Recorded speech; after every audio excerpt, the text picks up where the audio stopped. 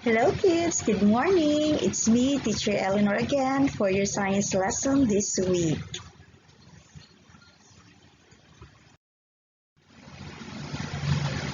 Before we will start with our lesson, let us pause for a while first for our opening prayer. Please bow down your heads and feel the presence of the Lord. Almighty Father, we praise and thank you for this day. Watch over us as we go about our work and studies. Help us in every way so that we may become the children you want us to be. Amen. Hi there, class. We are almost through with quarter 2. This week we will be learning about Module 7, Protection and Conservation of our Ecosystem. We talked about ecosystem last week. So what is the meaning of ecosystem? So I got this from the Google. An ecosystem is a geographic area where plants, animals, and other organisms, as well as weather and landscape, work together to form a bubble of life. Biotic factors, or the living things, include plants, animals, and other organisms. Abiotic factors, or non-living things, include rocks, temperature, and humidity. We also studied the different ecosystems. We have the tropical rainforest ecosystem, the coral reef ecosystem, and the mangrove reef or the mangrove ecosystem. In an ecosystem, food chain and food web exist among living organisms. So energy is transferred between organisms when one organism eats another. A food chain is a simple linear series of steps, while a food web is more complex. So last week, we talked about the different relationships existing in the ecosystem. It could be in the tropical rainforest, in mangrove swamps, and in coral reefs. The first relationship existing in those ecosystems is commensalism. This is an interaction where organisms live together without harming one another. For example, is the presence of orchids that are attached to the trunk of a tree without harming it. So ang orchids, nabuhi lang siya sa tree. The tree is not affected. Also in the picture, we have a bird. No? The bird is standing on the body of the carabao. The carabao is not affected while the bird is benefited. No, kaya pwede man siya kung naay mga insects nga na or naay mga worm na sa lawas sa carabao, the bird can eat it. Diba? Another relationship is mutualism. Mutualism, both organisms benefit in the relationship. So there is a give and take relationship between the organisms. For example, a bee and a butterfly. I've explained that already last week. Now, when the bees sip the nectar of the flowers, the bee is able to benefit the nectar of the flowers. But on the other hand, the bee also can help the flowers pollinate. Diba? No? More reproduce ang flowers kay ang bee naka-help man pag-pollinate. Next relationship is competition. Competition is an interaction wherein organisms compete for survival. For example, we have the grass, the shrubs, the flowers, the trees. They grow together in an area where they compete for source of food, source of sunlight, nutrients in the soil, and other things needed for their survival. That is why in a farm, kung na may mga plantation, tanggalan yun na ang mga weeds because the weeds compete with the plants for the nutrients in the soil. Now, in an aquarium also, if we have aquarium at home, it is not advisable that you are going to put plenty of fishes in your aquarium because for sure they will compete for the nutrients, the food, and everything. Diba? Next relationship is predation, or the so-called predator-prey relationship. This is a kind of interaction in which one organism kills smaller organisms for food. So usually, in a predator-prey relationship class, mas dako gyud ang predator compared to the prey. An example of this is when a snake eats a rat for food. Now, the predator usually organisms which are stronger, bigger, and fiercer compared to the prey. So in our illustration, our example there is the little frog eaten by the kind of bird. Is it a heron? Diba? Okay. Next, there is also what we call as mutualism that exists in the coral reef. Both organisms benefit in the relationship. For example, the corals receive oxygen from the algae. The algae get protection from them. Okay. Then we also have parasitism. Parasitism is a kind of interaction when one organism, which is the parasite, depends on another organism for food. Now, for production also, and for reproduction. An example of this is when the worm lives in the guts and flesh of fish. The worm is benefited, of course, kay makakaon man siya sa mga naa sa isda, but the fish is affected or harmed by the parasite. Okay, and we also have predation that exists in the ocean or in the corals or coral reef or in the sea. This is a kind of interaction in which one organism kills smaller organisms for food. An example of this is when a big fish eats a small fish. So as you can see there, a shark is eating a smaller fish. The predator, which is a big fish, benefits in the interaction while the prey, a small fish, is harmed. So if we will go to the jungle and there are plenty of wild animals there, we should be careful because we may become prey to the lions, to the tiger, and all other animals that are fierce, that are stronger than us. These are the carnivorous animals. Okay, so we are through with the relationship that exists in the ecosystems that we have studied last week, the coral reefs, the tropical rainforest, and the mangrove swamps.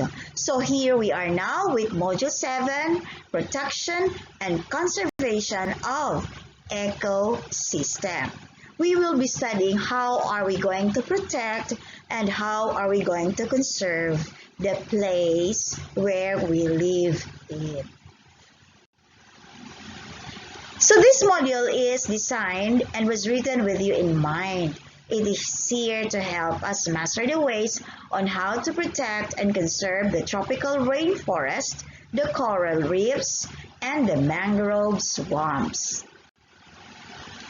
After going through this module, we or you are all expected to identify some ways to protect and conserve tropical rainforest, coral reefs, and mangrove swamps. We are going to explain the need to protect and conserve tropical rainforest, coral reefs, and mangrove swamps. Okay, let's proceed to number 3. The following are ways to conserve Earth's resources. Which one is not? It's not a way of conserving Earth's resources. Try to look at asay wala or dili way na ma-conserve ta sa ato resources. Okay? Now let's proceed to number 4.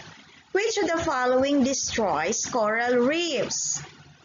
Destroys coral reefs. Okay, are you done? Let's proceed to number 5.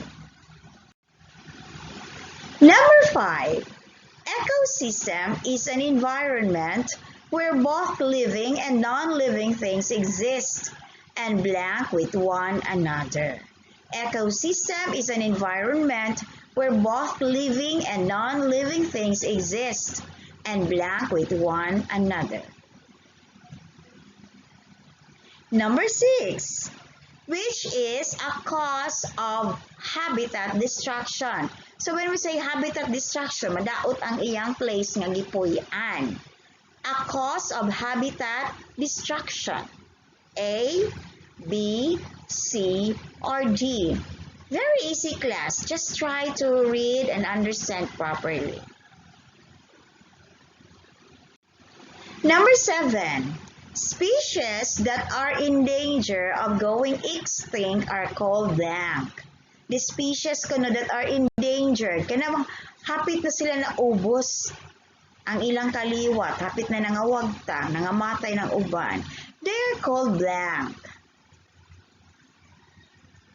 Number 8. Which situation does not maintain biodiversity? Does not maintain biodiversity. A, B, C, and D. Number 9. When we cut down trees, what do we do to the habitats of many living things? When we cut down trees, what do we do to the habitats of living things? A, B, C, or D? Number 10. What is or what are the way or ways to restore? Restore, mababalik nato ang denuded forest. Denuded means nangaupaw na nga forest. What is or what are the ways to restore denuded forest? Okay, we are through with our pre-test. Don't you worry, because as we go on with our lesson, you will be learning that if you think your answers are wrong, you may repeat this one or you may replay so that you can change your answer. Anyway, this is just a pre-test. So for this morning, we will be having lesson 1, protection and conservation our ecosystems. So we studied ecosystem, tropical rainforest, the first illustration. Next, we also studied last week about the coral reef ecosystem. And finally, the third ecosystem that we studied is about the mangrove swamp ecosystem. Forests, coral reefs, and mangrove swamps ecosystem need to be protected and conserved. So, kinahanglan nato siya protektahan, kinahanglan nato sila alagaan. We need to give importance to these ecosystems because they provide us with our needs. No? Not just people's needs, but also animals' needs. So what it is, or what's in? Right, PC? If the following statement shows protecting and conserving. Nag-protect ka o nag-conserve. PC. No, sa ato tropical rainforests, coral reefs, and mangrove swamps. And if you think it's not, you write N. Write your answer on your science activity sheet or answer sheet. Number 1. Replanting trees in the forest, meaning you're going to plant again some trees in the forest. PC or N. Number 2, striking or touching a coral reef. Imo strike, imo siya murag bunalan or dukdukon, or it can be mo touch ka sa coral reef. PC or M. And number 3, helping organizations dedicated in protecting and conserving natural resources. So you are going to help those organizations that are helping and protecting our tropical rainforest, our mangrove swamps, and our coral reefs. PC or M. Number 4, saying no to deforestation. Saying no to deforestation. Deforest means tanggalon, di no? You're going to cut down trees. Number 5, establishing park for recreation. Meaning mag-establish og park para naikalingawan.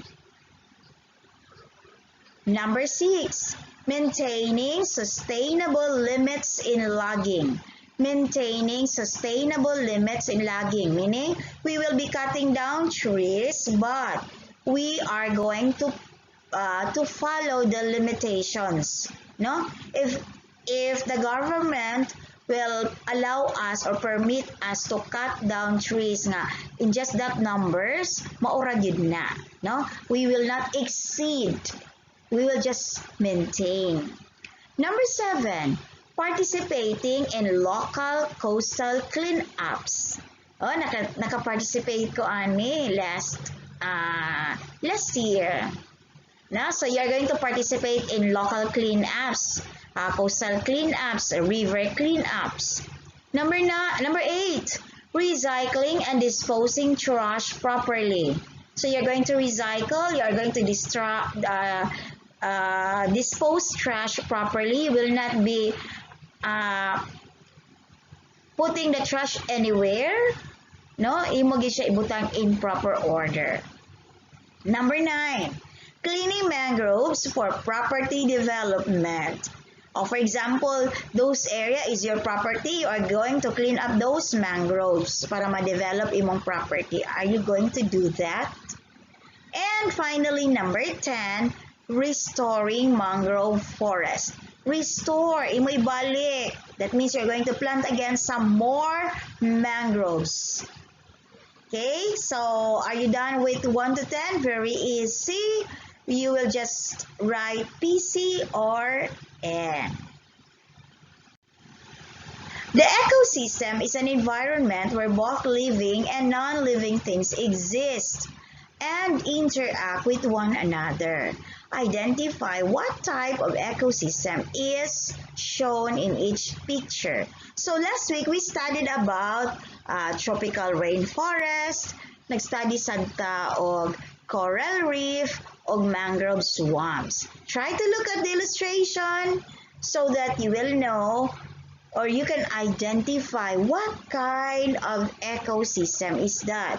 Is it tropical rainforest? Is it mangrove swamps? Or is it coral reef? Right on the blank provided. Number 2 and number 3.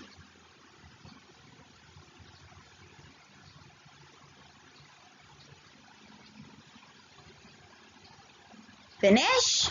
Now let's proceed to number number 4. What is it? The ecosystem is an environment where both living and non-living things exist and interact with one another.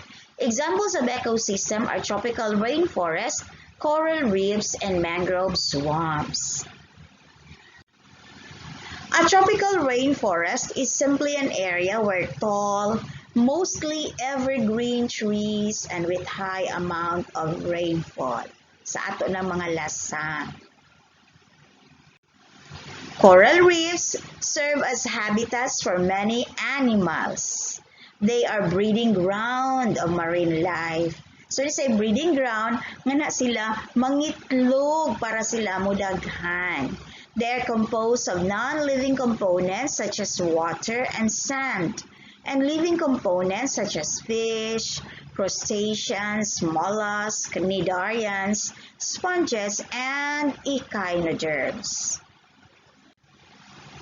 Mangrove swamp ecosystem is composed of mostly of mangrove plants, and animals like crustaceans and migratory birds. The crustaceans are found in the water, while the migratory birds are found above. It is an important system that allows for breeding of birds, breeding of fishes, and survival of other marine animals. It is also part of the coastal and marine ecosystem. Today, sad to say, no magul ko magkita, tropical rainforests, coral reefs, and mangrove swamps are disappearing from the face of the globe. Damo na kaayo mga tropical rainforest na wala na.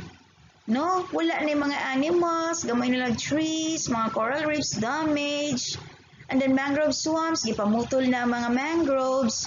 Despite growing international concern, these are continuing to be destroyed. These destructions have a global impact through species extinction. So, kung ma-destroy atong tropical rainforest, animals living in that area will be extinct.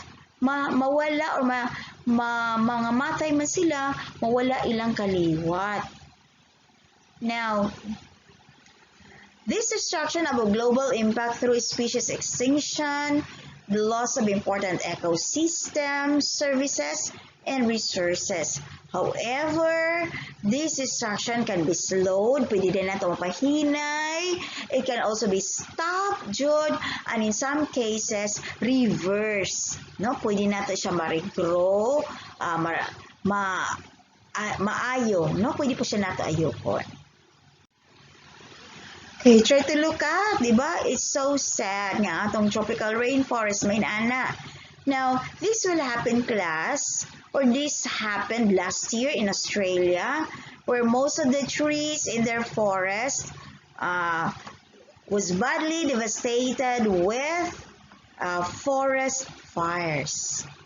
No, kanang mga negligence of kanang people that are inside the forest, like for example, mga loggers, and they will throw their cigarette butts, tapos mo kwanto sa mga leaves nga mga kuan kaayo, kanang mga uga, and the tendency is the leaves will flare up, or mga kuan ng leaves musiga, no, and it will cause forest fire. Oh, so sad. Look at the ecosystem in the coral reefs. They are already destroyed, and also the fishes died. Maybe this portion, kini nga portion sa coral reefs, na kuan na ni siya og pabuto, no? Mga kuan blasting, tapos apektuhan ang mga fish, they died. And when fishes habitat or mawag ta ang coral reefs, those eggs, the fingerlings will die or will be eaten by another animal, and then what happened? There will be no more bigger fishes to eat. That is why you notice class, mga mahal na kayong isda karon. And also mangrove swamps. O to ay nagkuano, marigagi pangtanggal ang mga mangrove. So during high tide, wala na nga dili na mga isda because their habitat is already destroyed. And many of the fishes and other marine animals living in mangrove swamps like that, they are already dead. Or if not, they transfer from one place to another place. I don't know what happened to them. We need to protect and conserve the Earth's resources. We need to give high value to our tropical rainforest, coral reefs, and mangrove swamps. So here are some ways to protect and conserve these natural resources. So what are the ways? We have number 1, habitat restoration. Number 2, reforestation or replanting of forests. Number 3, mangrove rehabilitation. Number 4, wildlife conservation, which includes protecting a sanctuary where animals live. Number 5 is supporting projects of the government and non-government organizations that protect tropical rainforests, coral reefs, and mangrove swamps. Number 6, joining organizations that conduct educational campaigns and give information on how to protect and conserve our ecosystem.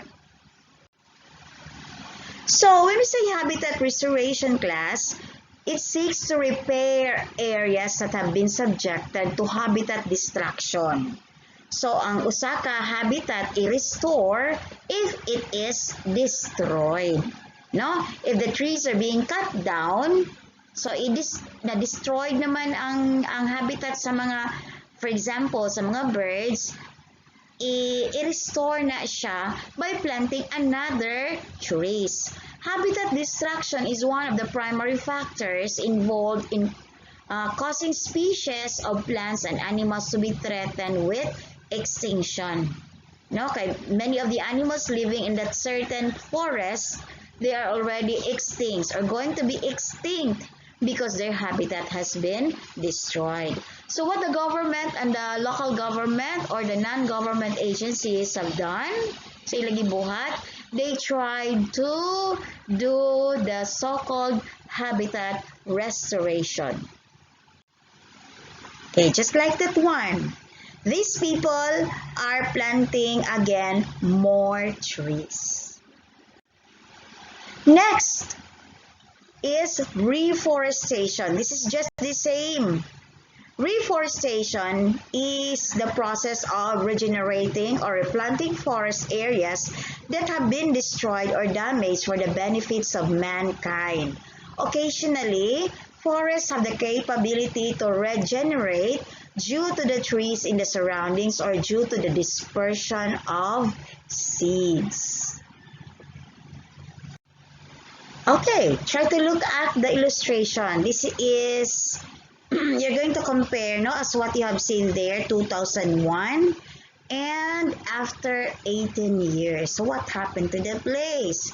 From a brown place to a greener place. Meaning, the area has been reforested. Nag-reforest siya. Gitamnan siya daghan kaayo nga mga trees. And look at it on the year 2019. It is now so beautiful and safe. Now safe na taana because it is now forest again.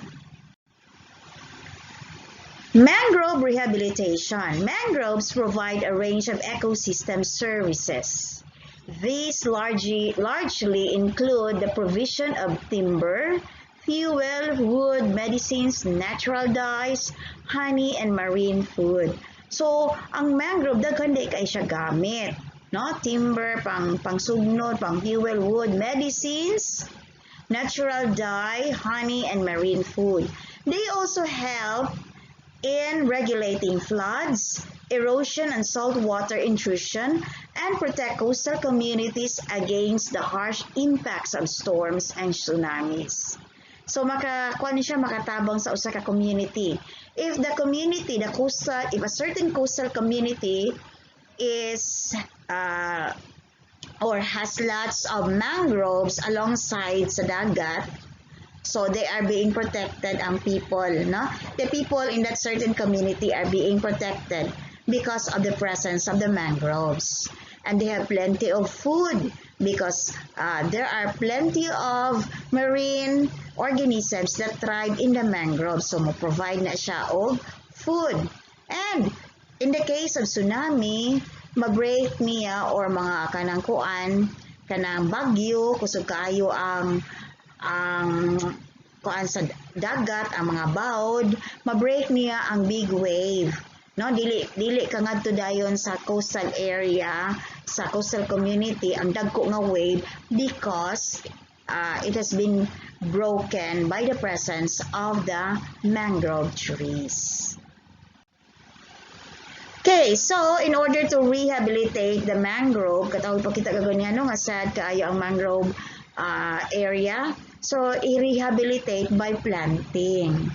So just like what we did during our lesson last week, no, napakita ko nga we teachers, the YESO advisors of Ormoc City Division, planted mangrove in Naungan. So we did replanting of mangrove in order to rehabilitate the mangrove plantation.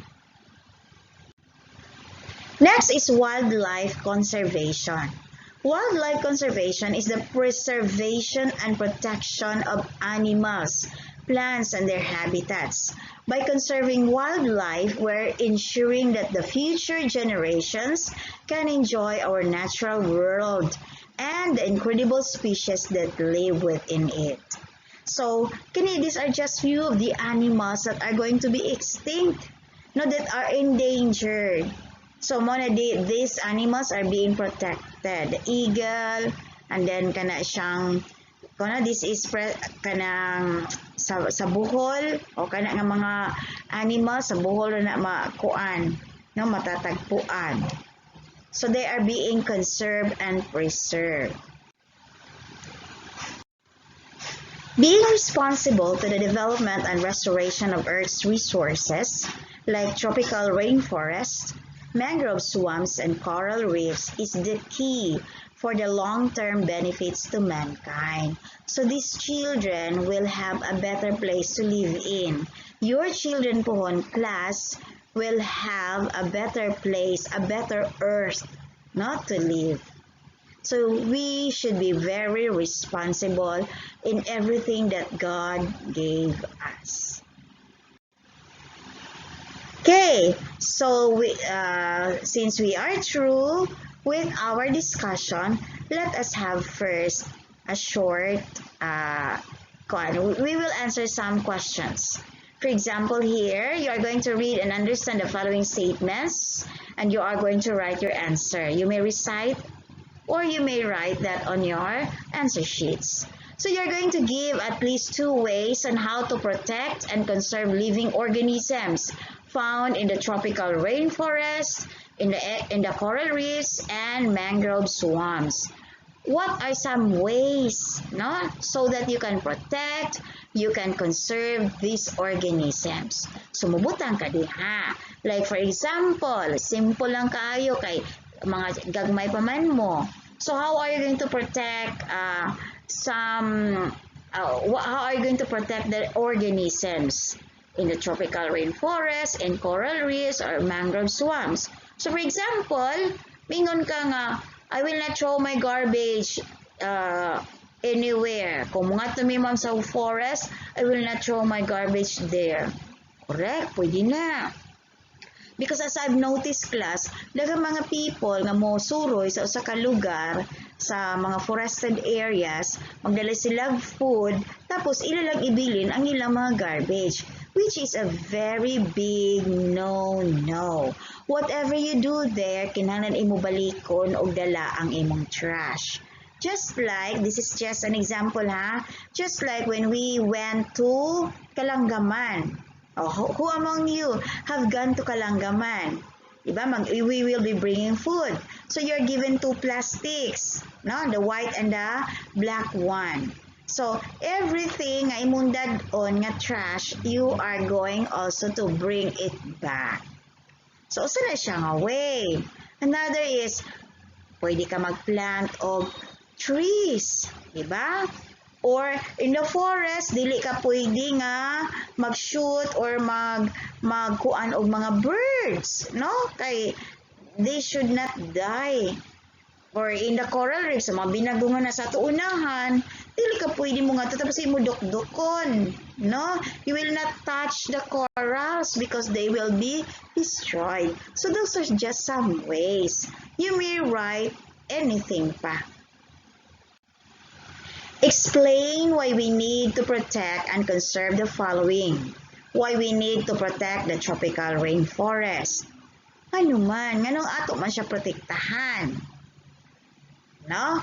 So, pwede kami nga, so that the birds will become many. Pwede. so that the animals will not be extinct. Pretty sad. Why do we need to protect the coral reefs? So that there will be more food to eat. More marine organisms will grow. And if they will become many, we can have plenty of food.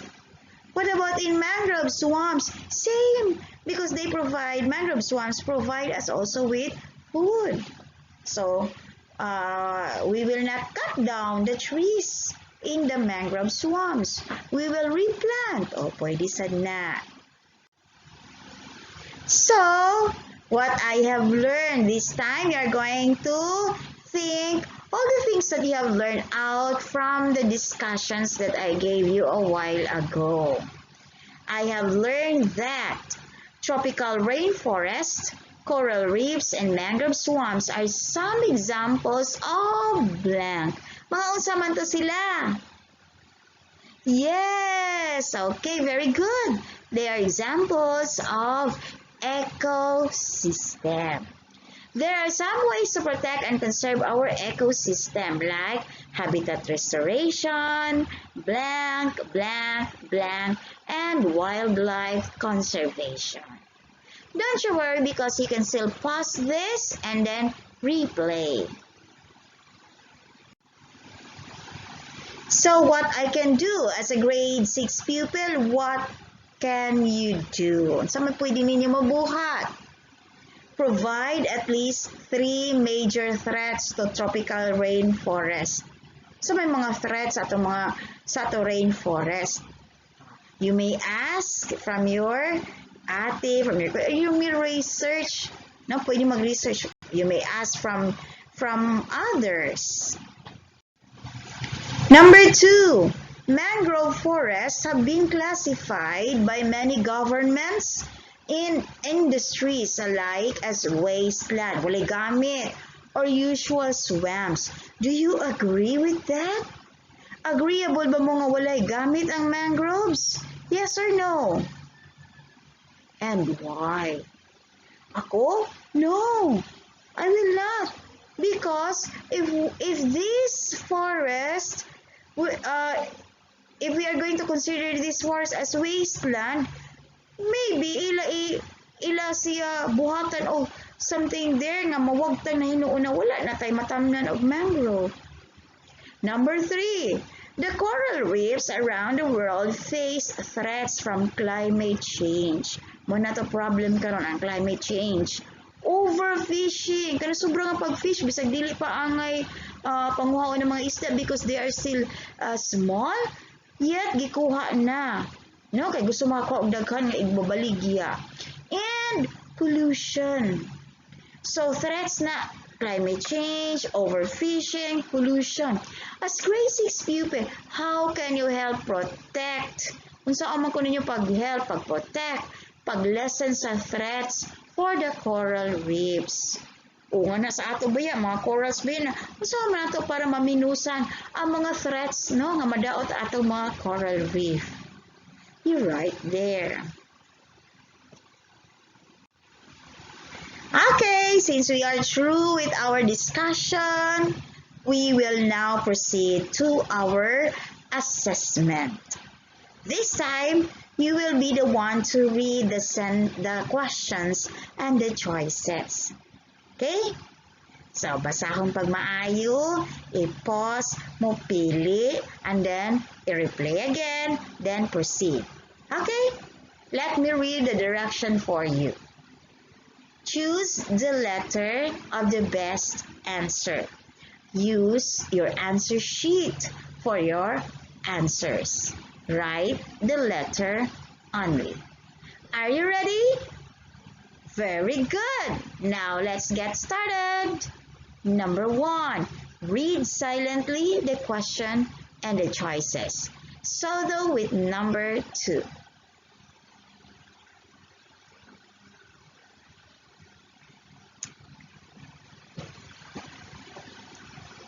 Okay, let's proceed to number 3 and number 4.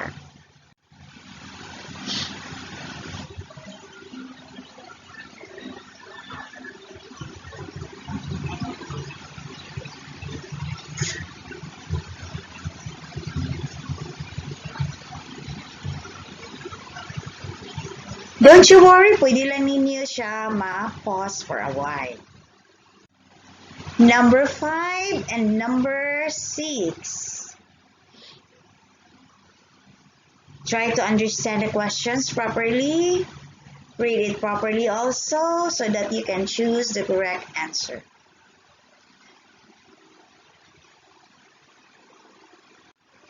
Seven and 8.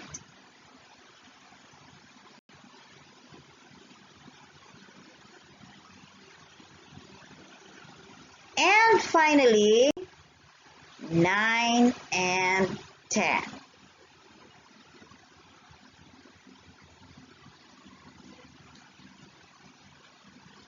Okay, since you are now through, I guess you are now through. If you are in doubt of your answers, you may repeat this video. Pwede rin ninyo balikan. For your additional activity, you are going to make a poster showing how to protect and conserve the tropical rainforest, coral reefs, and mangrove swamps. Mag-draw mo. Maghimo mo og poster. You're going to draw and then inyo butangan of color. Make your work presentable. You will be using 1/4 cartolina. 1/4 cartolina for your poster. Pwede mo, kami mo drawing, then magpatabang na lang mo sa inyong ate or kuya. But not entirely ha nga sila, let them just help you. But the concept, gikan jud nimo. So you have there the rubrics for your poster making, coverage of the topic for 10 points, na maka 10 points ka if the poster captures the important information about the topic. The poster captures the important information about the topic but need more information to fully understand it. Just only 8. For 6 points, the poster needs more information to further understand it, meaning kulang pa siya. Number 4, the poster has nothing to do with the topic. Wala gitaon siya relationship sa topic. Remember, ang atong topic, pwede nato i-conserve ang rainforest. Magpili lang ha. Coral reefs and mangrove swamps. Just choose lang. Asa ka? Sa rainforest, sa coral reefs, o sa mangrove swamps. For use of graphics, if you want to have 10 points, all graphics are related to the topic. 8 points, all graphics are related to the topic, but some are vague. Medyo na ay di kaayo klaro. One graphic is not related to the topic, 6 points. And for 4 points, 2 or more graphics are not related to the topic. Next, we have organization. Organization, 10 points. All information are well organized. 8 points, one information is not organized well. Then 6 points, 2 information are not organized well. And finally, 4 points, 3 or more information are not organized well. For layout and design, all information on the poster can be clearly identified. 10 points na. Most of the information on the poster can be clearly identified. 8 points. 6 points, some of the information on the poster can be clearly identified. And 4 points, most of the information on the poster are not easy to understand. Marag ambot, wiris-wiris lang. And mechanics, no spelling or punctuation error, 10 points. Almost no spelling or punctuation error. And then 8 points na siya. 6 points, few spelling and punctuation error. And 4 points, many spelling and punctuation error. So these rubrics serve as your guide. If you want to get better score, you'll try to look the 10 points nga side because that serve as your guide, as what I have said a while ago. Okay, we are through. So before we will stop with this video lesson, kay Tima naman ta, let us pause for a while again and bow down your heads for your closing prayer. Dear God, thank you for the lesson today. It's great to find out new things about your work. It's fun trying new skills and learning to read and write. Help us remember all we have learned today in class. We look forward to tomorrow and all the wonderful things we will be taught. Amen. And so, since everything is fine, Tima na, let me say thank you very much, class, for your time. Salamat sa inyong pagpamati. I hope you learned something from me. This has been Mrs. Eleanor M. Gianan, your science teacher. Thank you!